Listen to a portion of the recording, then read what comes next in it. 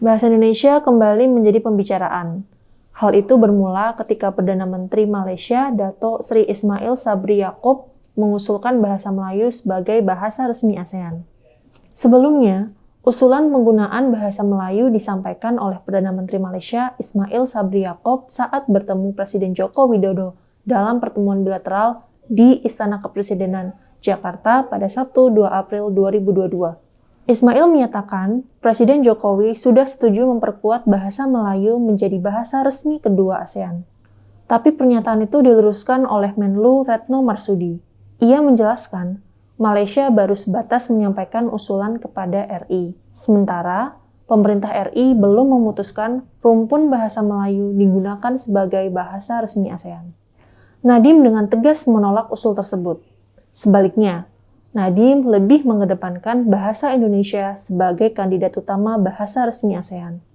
Sesuai namanya, ASEAN atau Association of Southeast Asia Nations terdiri dari 10 negara di Asia Tenggara. Ke-10 negara ini memiliki sejarah kedekatan yang panjang. Oleh sebab itu, bahasa di masing-masing negara ini masih memiliki irisan kebahasaan. Ada beberapa kata yang masih memiliki arti yang mirip. Nadiem memang menolak dengan tegas usulan Perdana Menteri Malaysia. Namun, sebagai bentuk penghormatan, ia menyatakan usulan itu akan ditampung dan dibahas lebih lanjut di tataran regional. Satu hal yang bisa dipetik dari sikap Nadiem itu adalah kegigihannya untuk membela bahasa nasional. Atas dasar itu pula, Nadiem menghimbau seluruh masyarakat bahu-membahu dengan pemerintah untuk terus memberdayakan dan membela bahasa Indonesia. Bahasa Indonesia menurutnya lebih layak untuk dikedepankan dengan mempertimbangkan keunggulan historis, hukum, dan linguistik. Itu artinya, bahasa Indonesia memiliki kelebihan dalam beberapa hal jika ingin dijadikan bahasa resmi ASEAN. Misalnya di tingkat internasional, bahasa Indonesia telah menjadi bahasa terbesar di Asia Tenggara dan penyebarannya telah mencakup 47 negara di seluruh dunia.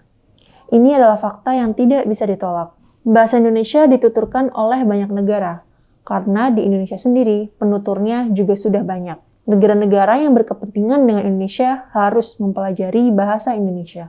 Ini berbeda dengan Malaysia atau Singapura yang menjadikan bahasa Inggris sebagai salah satu bahasa nasionalnya.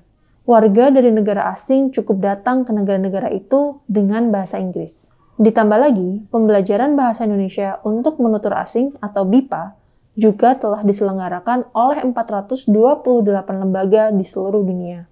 Ini adalah nilai tambah yang membuktikan bahasa Indonesia terus mengalami perkembangan penutur dari waktu ke waktu. Selain itu, bahasa Indonesia juga diajarkan sebagai mata kuliah di sejumlah kampus kelas dunia di Eropa, Amerika Serikat, dan Australia, serta di beberapa perguruan tinggi terkemuka di Asia. Karena negara-negara asing berkepentingan untuk lebih mendalami keindonesiaan melalui bahasa nasionalnya. Dengan semua keunggulan yang dimiliki bahasa Indonesia itu, sudah selayaknya ia duduk di posisi terdepan dan menjadi bahasa pengantar untuk pertemuan-pertemuan resmi ASEAN. Ini bukan soal superioritas, tapi fungsi bahasa yang lebih banyak digunakan. Dan ini persoalan logika yang diterima siapa saja. Apalagi jika menengok sejarah, bahasa Indonesia sebagian besar berasal dari bahasa Melayu, tapi sudah melalui proses dimudahkan untuk penutur bahasa lain di Indonesia. Dengan demikian, membawa bahasa Indonesia sebenarnya juga sedang membawa bahasa Melayu. Indonesia memiliki banyak sekali bahasa lokal, namun bangsa Indonesia sepakat untuk menggunakan bahasa pemersatu yang baru bernama Bahasa Indonesia, karena ia lebih mudah digunakan dan banyak dituturkan di wilayah Indonesia. Berkaitan dengan bahasa resmi ASEAN, sikap Nadiem sudah jelas, bahasa Indonesia harus dibela. Apalagi, terbukti bahasa Indonesia secara logis memiliki banyak keuntungan secara historis, hukum, dan linguistik. Kita harus dukung penuh upaya Nadiem itu. Bersama-sama, kita perjuangkan bahasa Indonesia agar lebih mendunia.